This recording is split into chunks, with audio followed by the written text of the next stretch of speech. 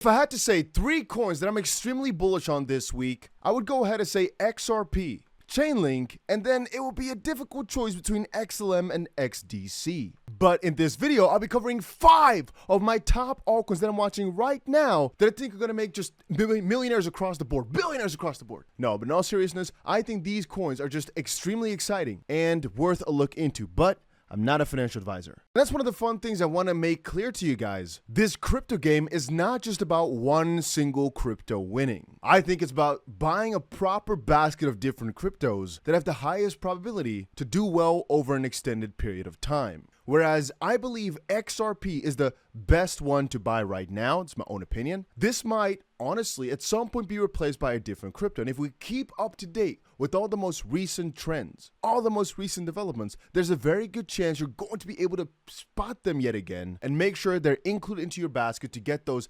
10x, 50x, 100x's every single time and time again. Now, I just wanted to quickly make that clear just for the fun of it. But if you guys enjoy these daily crypto videos, make sure that you press that like button. It doesn't cost you anything. All it does is help the channel out. And I'm really trying to get to 1,500 likes on every single one of these videos, which is easily possible. If you right now watching, press that button. Well, you don't have to, but it would be nice. Talking about XDC, the coin is up 27% today. XLM is up 4% today, and XRP not doing too much today. And I try to find out the exact source as to why XDC is doing so well right now. Some people are just stating that it's bullish for the sake of the project being good. Some others are saying, no, the utility is just now shining because of X and X. And for the most part, I'd say people were saying, well, it's because they just announced a new 2.0 version of something. I personally think is just a lot of FOMO or something that's not actually that known. And that has to do with this right here. Electronic Trade Documents Bill becoming law adds momentum to the commitment made by 9 members of the Digital Container Shipping Association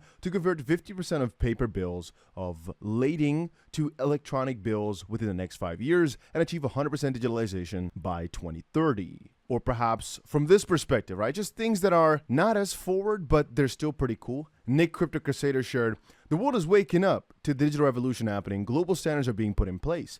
XDC was chosen as the first blockchain-based company to join the ITFA.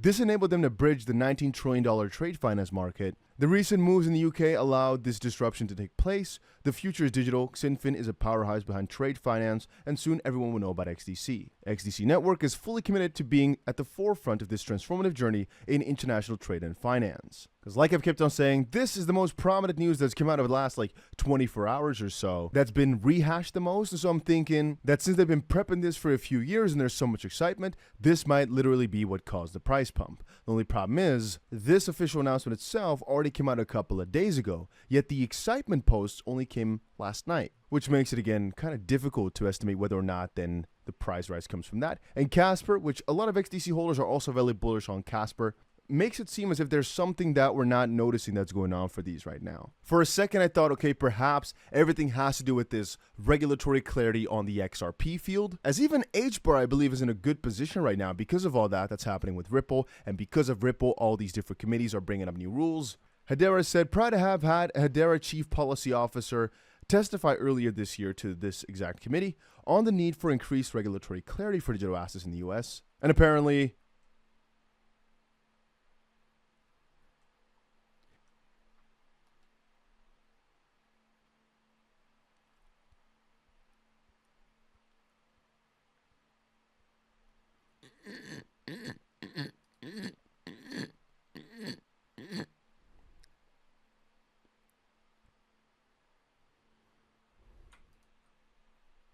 they're also hitting some records in terms of transactions, right now hitting 15 billion of them, which just shows, I'd say, a little bit of usage. But what I'm personally more excited about is the idea of your network is your net worth. And HBAR has one of the most solid partnership lists out there in crypto. You could just check for yourself some of the guys that they're partnered up with. Again, this is just a little small list, but really, if you start diving into what exactly HBAR has been up to, who they've partnered with, and how they're working with them, I'd say gets a little bit scary because these guys are very well connected and apparently right now are going for a little bit of an expansion wave. At least that's what this, in terms of PR, seems to be like. That right now they're looking to go towards the next phase while also sharing on their social medias that they're pretty happy to add to all this regulatory clarity stuff. Perhaps they want to also make use of the XRP clarity to get out there in their own best interest. Which brings me to XLM. Guys, the amount of people that are calling out for XLM that is actually involved with FedNow, or perhaps just the things that the CEO of Stellar Development Foundation has been sharing, Denell Dixon. For example, let's actually read it.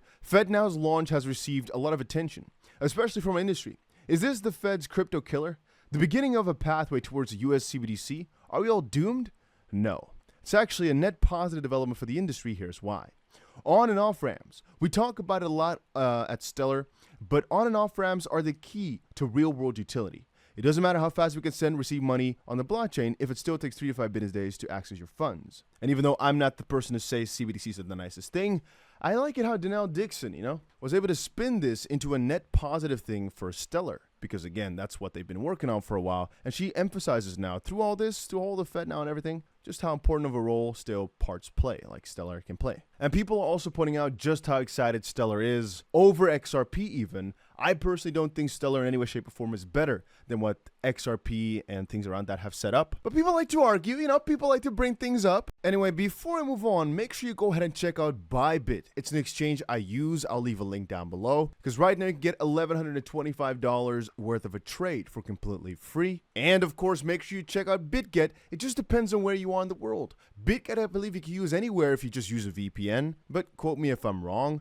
Bybit, you need to KYC, and that's why it's a little bit different. But over on BitGet as well, $100,000 worth of prizes you guys can get, because every single time you go and do one of these, tasks over here, you get a little point, and that point can be used to spin the wheel, which might get you $100, a MacBook, $2,000, $1, a thank you, a kit, or $10. It just depends a little bit. But yeah, make sure you check those out. A link will be down below. Anyway, I wanted to say, I still believe in the grand scheme of things that nothing beats XRP at this exact moment. The fact that it was able to get above Bitcoin in terms of volume, I think really sets a beautiful precedent. That really, because of the clarity that they've gotten, they're number one, they're ahead of the curve. But that does not mean in other fields, other cryptos can't actually be on a really good tangent either. For example, Chainlink. It's going through one of the best periods for the project ever right now. I mean, the guys over at Chainlink, they've also been doing quite a lot of these talks, I'd say. I'm not sure if they're interviews or just talks. And they've been saying a lot of really exciting stuff. I remember showing you guys a hour-long, I believe, interview or two of Chainlink 2.0 and their ideas of how to change smart contracts, etc. But really, things are coming to fruition right now.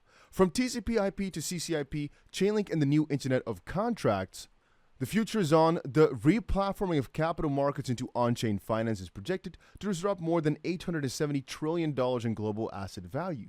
Powering this transformation is the Chainlink cross-chain interoperability protocol, a breakthrough in blockchain connectivity and interoperability that enables DeFi apps to access users and interface with other DeFi apps across different blockchains, all from one single interface. CCIP also gives existing financial systems a seamless connection to public and private blockchains, making it easy for them to transition existing assets and financial services on-chain. If successful, we could see trillions of dollars in new assets flow into the blockchain ecosystems because it makes things seamless. And it takes away one of the arguments from a lot of these regulators of, oh, but there are so many frauds and hacks because, well, these guys are working on it hard to fix that problem. Anyway, that's just one of the reasons why I'm also pretty freaking excited about Chainlink. I just wanted to make that clear right now. And they also put into perspective just how small this cryptocurrency space, perhaps even DeFi, but just how small this cryptocurrency space really is when you start comparing it to all the quote-unquote other things, like the stock market or even gold for that matter, which is still like 10 times as big. The global real estate market, derivatives, and things in that nature. It just really becomes kind of crazy to fathom, crazy to think about just how small our niche is as at this point and how huge things might eventually get. And again, one of the reasons why people came up with these theories for XRP at $30,000, etc., was because of all the value transfers that would eventually occur and all the tokenized value on top of, for example, the XP Ledger, which, by the way, is expanding massively. That's doing exactly really well. But I guess there are also other runner-ups, like Chainlink, for example, that are also in on this same story. They know where the money lies. And so even though XRP is the only cryptocurrency out there with proper regulatory clarity, I am still bullish on quite a lot of other cryptos, and this list was not everything I'm bullish on, but these coins I'm watching significantly right now. Again, to summarize, XRP, XLM, XDC, HBAR, and Chainlink, those 5 coins I'm watching carefully right now as we speak. And if you're holding any one of these coins, guys, make sure you also press that like button and come back a little bit later, put the notification bell on, because I'll give you guys, or be giving you guys, more updates about these coins and about a lot of other coins, but these are my top 5 right now that I'm looking into. Just wanted to quickly also get that out to you guys.